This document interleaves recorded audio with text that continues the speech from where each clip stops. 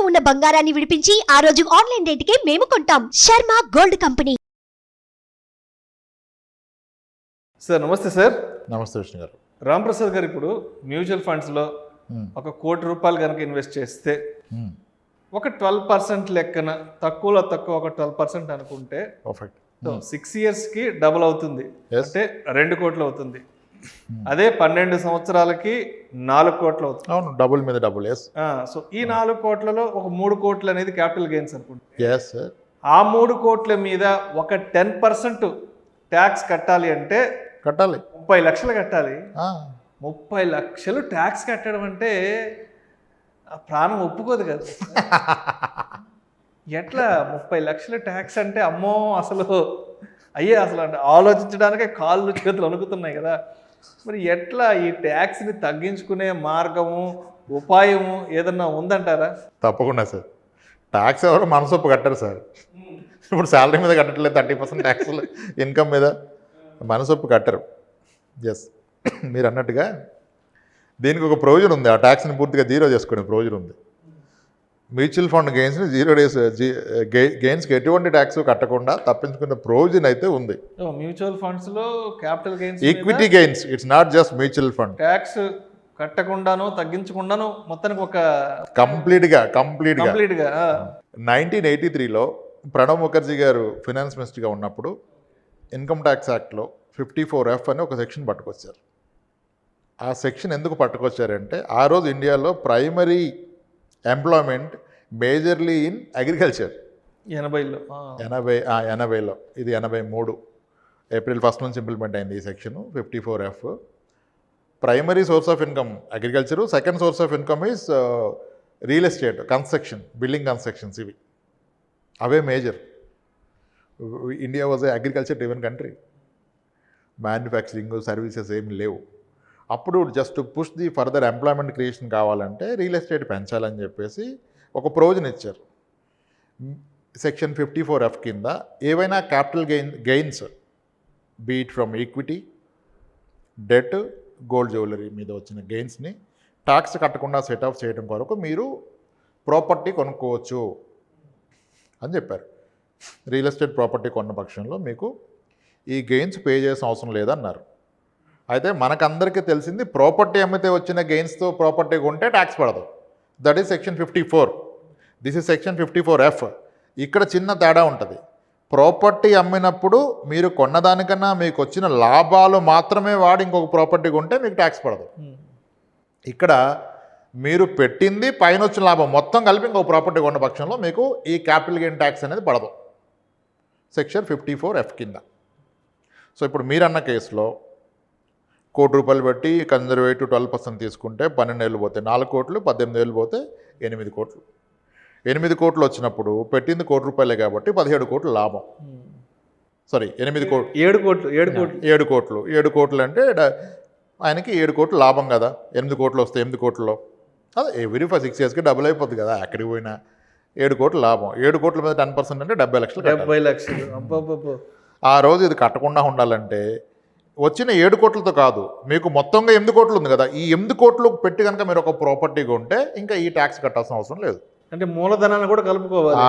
Proceedings అంటారు, sales proceedings, simple term మొత్తం కలుపుకుంటే ఇంకా ట్యాక్స్ కట్టాల్సిన అవసరం లేదు. గుడ్ కదా.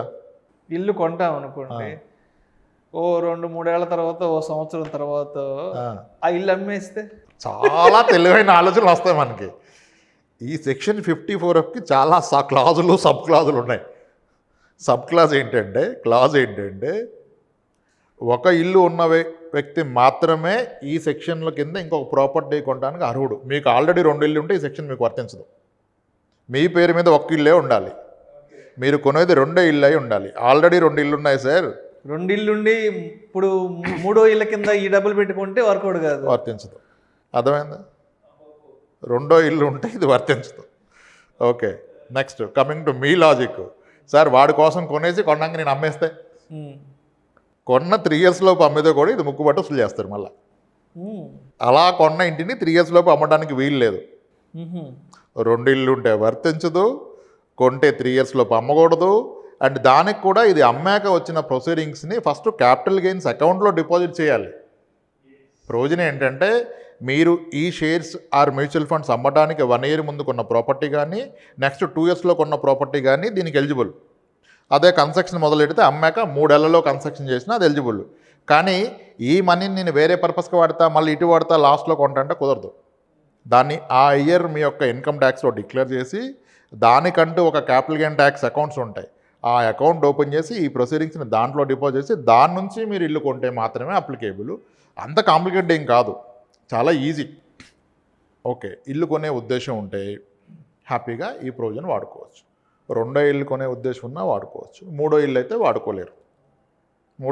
వాడుకోలేరు. చాలా క్రిమినల్గా నేను కొంటాను, ఈ బెనిఫిట్ తీసుకొని అమ్మేస్తానంటే అవదు, 3 ఏళ్ళు ఆగాల్సి ఉంటుంది. ఇలా చాలా క్లాజులు ఉన్నాయి. కానీ క్లియర్ సెక్షన్ 54F కింద capital gain tax arrived out of the equity, debt, jewellery, gold jewellery అమ్మినప్పుడు వచ్చిన గెయిన్స్ని సెట్ ఆఫ్ చేసుకోవచ్చు మీరు కొత్తగా ఒక ప్రాపర్టీ కొంటే. కానీ అది కొనే టైంలో 2 ఇళ్ళు ఉండకూడదు. సింపుల్. కాబట్టి కొంచెం ప్లాన్డ్గా ఇన్వెస్ట్మెంట్ ప్లాన్ చేయాలి. ఇప్పుడు మీ హౌస్ కనుక మీ పేరు మీద ఉంటే మీ ఇన్వెస్ట్మెంట్ మీ వైఫ్ పేరు మీద పెట్టండి, equity investments. So that 10 years తర్వాత మీరు దాని క్యాపిటల్ గెయిన్ని ఇలా యూటిలైజ్ చేసుకోవచ్చు. కొంచెం క్లవర్గా, చిన్న కామన్ సెన్స్. ఇప్పుడు మనం ఎస్డబ్ల్యూపీ కూడా చెప్తా నేను, ఎస్డబ్ల్యూపీ ఒకరి పేరు మీదే పెట్టుకోవద్దండి. ₹1,00,00,000 పెడతాను, నెలకి 50,000 అంటే ఒకరి పేరు మీద వద్దు, ఇద్దరి పేరు మీద 50 లక్షలు పెట్టి ఆమె 25 మీరు 25 తీసుకోండి. అప్పుడు పర్ ఇయర్ మీకు ఎస్డబ్ల్యూపీ నుంచి 3 lakhs అవుతుంది. 3 lakhsలో ఎంత మార్కెట్ ఉరికినా ₹1,00,000 గెయిన్ ఉండదు. కాబట్టి అప్ టు 1 lakh గెయిన్ అయిన financial year is non taxable. కాబట్టి ట్యాక్స్ ఫ్రీ అయిపోద్ది ఎస్డబ్ల్యూపీ అని చెప్తా. ఇలా ఒక చిన్న corrections at the time of స్టార్టింగే కొంచెం ఆలోచించుకుంటే చాలా సులువు అయిపోద్ది ప్లానింగ్.